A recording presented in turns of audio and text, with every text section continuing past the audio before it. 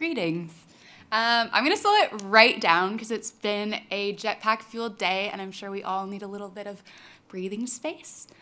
So if everybody can begin by finding a comfortable position, can't move too far, maybe don't sit on the laps of your neighbors unless they consent.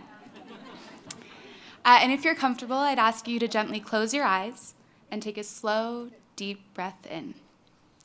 And a long, steady breath out. Let your upper body soften, melting into whatever position allows you ease. There's nowhere to go, nothing to do, just this moment. Now, imagine yourself stepping into a quiet forest. The ground beneath you is soft with moss and earth. Sunlight filters gently through the canopy, casting golden beams that dance with the breeze. You hear birdsong above and a soft rustle of movement all around you. With each breath, you feel more present. As you walk through the space in your mind, you come to a clearing. There's a lake here, still and glistening, reflecting warm light onto your face. Feel its heat contested by the cool glacial breeze.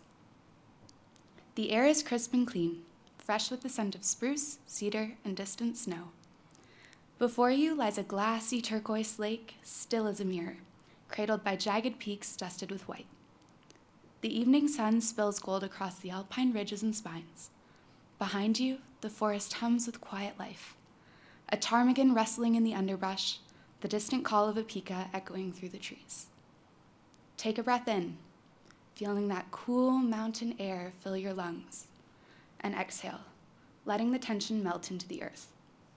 You are not separate from nature, you are part of it. You are steady like the mountain. You are flowing like the river. You are open like the sky, and you are alive like the forest. Let yourself simply be here, held in this natural stillness. Above you, eagles ride thermals in wide, slow circles. A gentle breeze skims the lake, sending ripples across its surface. The rhythm of nature surrounds you, and you are a part of it. Not a visitor, but a piece of the wild. You are steady like the mountains, expansive like the sky, alive like the forest, and clear like glacial waters. Let this feeling settle into your body, in your bones, and in your breath.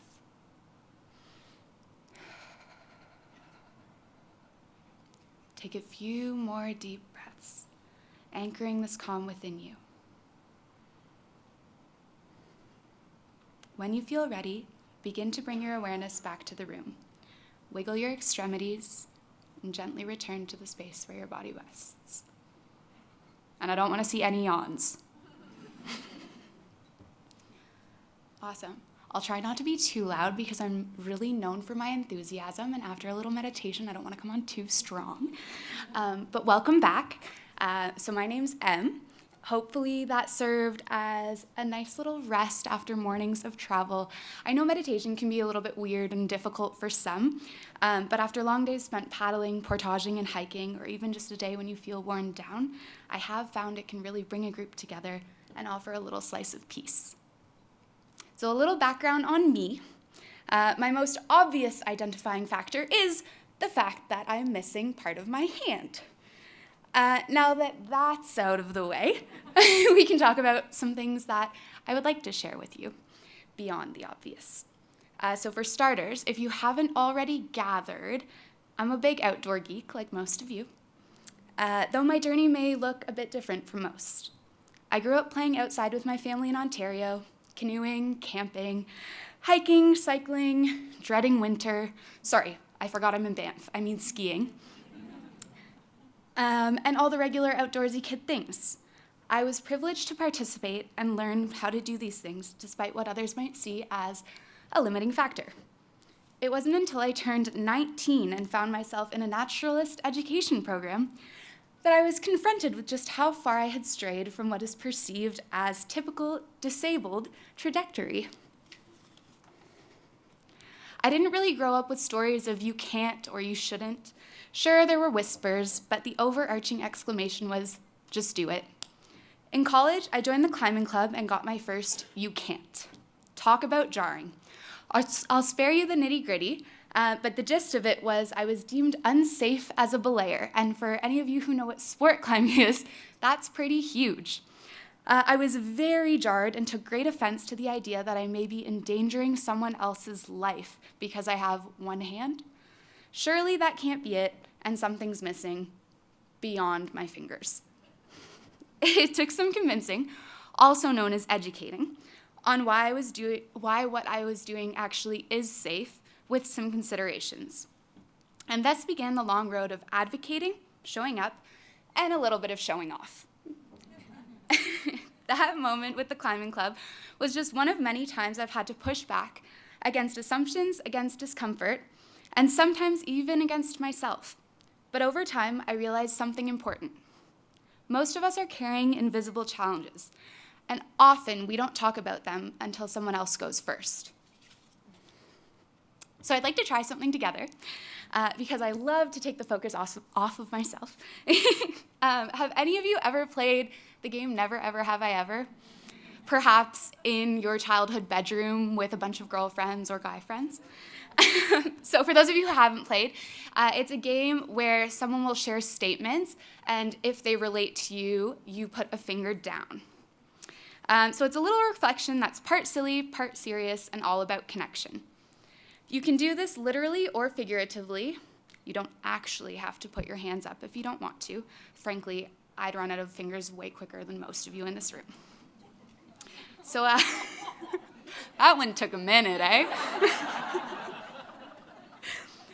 So put a finger down if you've ever felt cold, wet, tired, and still said, "This is worth it." Put a finger down if you've led others, even if you weren't sure you could lead yourself. Put a finger down if nature has ever taught you something about your own strength, and this very much so includes being humbled. Put a finger down if you've ever been asked if you need if you need help. Put a finger down if you've ever felt like you had to prove that you belong. I'm curious to know what inclusion means to you. Let's take a moment and turn to your neighbor. We're gonna go real kindergarten style. Oh wait, that might be more second grade. And share what you think true belonging is, so what it means to you or what it looks like. This is the part where you turn to your neighbor and talk.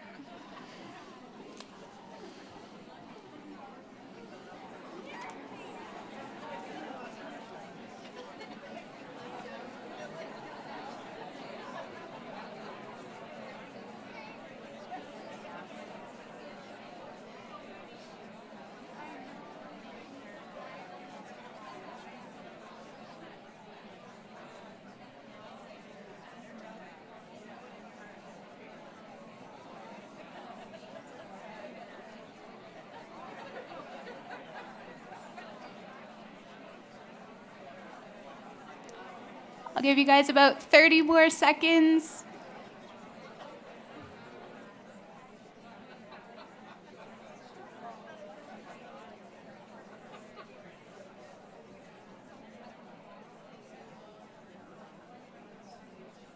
And I'm going to capitalize on that lull in great respect to the best timekeeper of the world, Jade Barrel at the back. Let's bring it back here. Awesome. Thanks, folks. Thanks for actually participating. That makes me happy.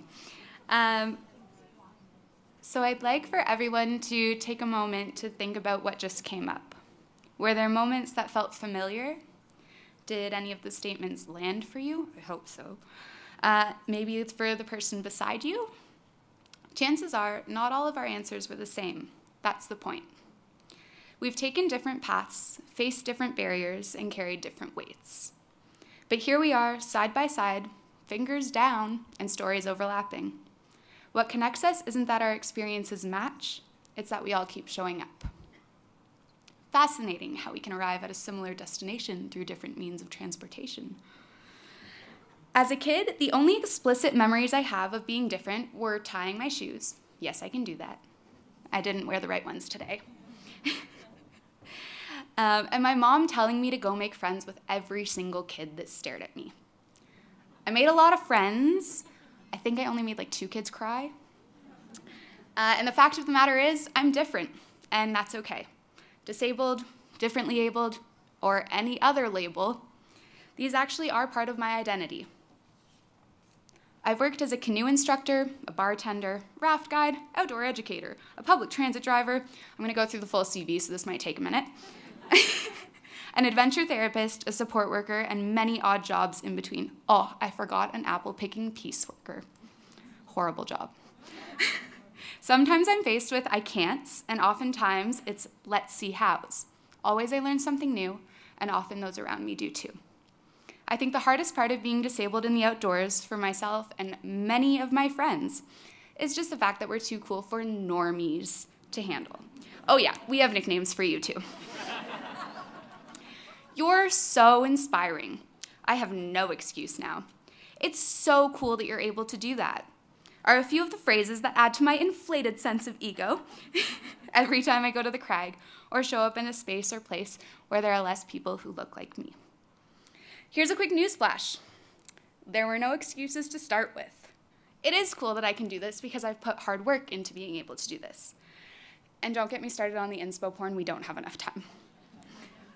There is space and place for everyone outside, and learning is deeply ingrained every time we step there. You showing up matters, you showing off matters, and your presence, behavior, and approach to life are educational.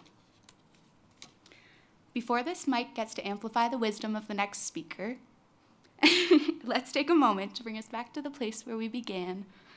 As you breathe through this evening, imagine roots gently extending from your body into the earth, reaching, grounding, connecting.